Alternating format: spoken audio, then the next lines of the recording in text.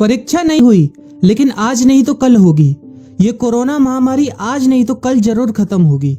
School colleges कभी ना खुलें, ऐसा नहीं होगा। अभ्यास करते रहोगे तो कोई पछतावा नहीं होगा।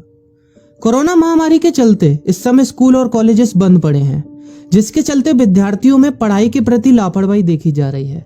इसी को देखते हुए मुंबई के एक स्कूल में हमारे पुराणों में लिखित एक कहानी सुनाई गई और विद्यार्थियों को इस कहानी के जरिए एक मैसेज दिया गया, एक सलाह दी गई।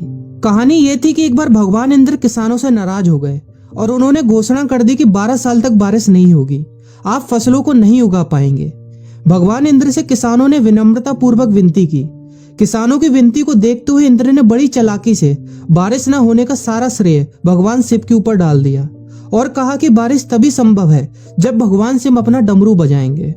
लेकिन इंद्रदेव भगवान शिव के साथ पहले ही गुप्त रूप से चर्चा कर चुके थे और उनसे किसानों के साथ सहमत नहीं होने के लिए भी अनुरोध कर चुके थे। जब किसान भगवान शिव के पास बारिश के लिए विनती करने के लिए गए तो उन्होंने भी कह दिया कि बारिश तभी होगी जब मैं 12 साल बाद अपना डमरू बजाऊंगा। निराश होकर वापस लौटते किसानों ने 12 साल तक इंतजार करने का फैसला किया।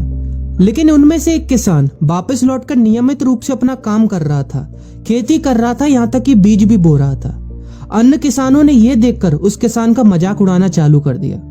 कुछ किसानों ने उससे पूछा भी कि आप अपना समय और ऊर्जा क्यों बर्बाद कर रहे हैं, जबकि आप जानते हैं कि 12 साल तक बारिश नहीं होने वाली। उस किसान ने जवाब दिया कि मुझे पता है कि बारिश के बिना मेरी फसल नहीं आएगी, लेकिन मैं ये सब केवल अभ्यास के रूप में कर रहा हूँ। 12 साल बाद मैं फसलों को उगाने और खेतों में काम करने की प्रतिक्रिया को भूल जाऊंगा। शरीर की काम करने की आदत छूट जाएगी और शरीर आलस का शिकार हो जाएगा।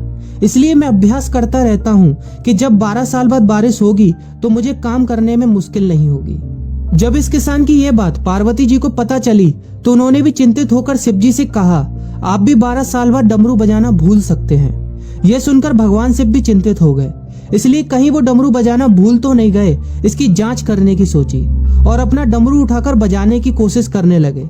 कोशिश करते हुए जैसे ही डमरू से आवाज आई वैसी बारिश होने लगी और जो किसान नियमित रूप से अपना काम कर रहा था उस किसान का खेत फसलों से हरा भरा हो गया। लेकिन बाकी सभी बारिश का इंतजार करते किसानों को पछतावा हुआ, क्योंकि उन्होंने अभ्यास करना भी छोड़ दिया था। इसी तरह 2 सप्ताह बाद, 2 महीने बाद या 2 साल बाद लॉकडाउन समाप्त हो जाएगा। कोरोना महामारी भी खत्म हो जाएगी। इसे घूरने या इस महामारी के खत्म होने तक का इंतजार करने से बेहतर है कि आप जिस कक्षा में हैं या जिस अगली कक्षा में जाने वाले हैं उसका अध्ययन करें। पुस्तकों का अध्ययन करके अपने कौशल को तेज करें। आपके पास जो ज्ञान है उसे और बढ़ाएं। इस समय का इस्तेमाल करें और ये सोचें कि आप और भी बेहतर कैसे कर सकते हैं, क्योंकि डमरू कभी भी बच सकता है। इसलिए अभ्यास करते रहें। अभ्यास ही गुणवत्ता का सार है। अभ्यास ही है जो आपको किसी भी क्षेत्र में पूर्ण बनाता है। अगर आप अपनी पढ़ाई के प्रति लापरवाही छोड़कर अभ्यास करते रहेंगे तो जब काम करने का समय आएगा, जब भी परीक्षा देने का समय आएगा, तो आप हर चुनौती और अपने हर क्वेश्चन का जवाब देने के लिए तैयार रहेंगे। अपना ध्यान रखें और अपनों का ख्याल रखें, क्योंकि कोरोना भी गया नहीं है। घर पर ही रहने की कोशिश करें ताकि आप भी और अन्य भी सुरक्षित रहें और नियमित रूप से अभ्यास करते रहें, क्योंकि डमरू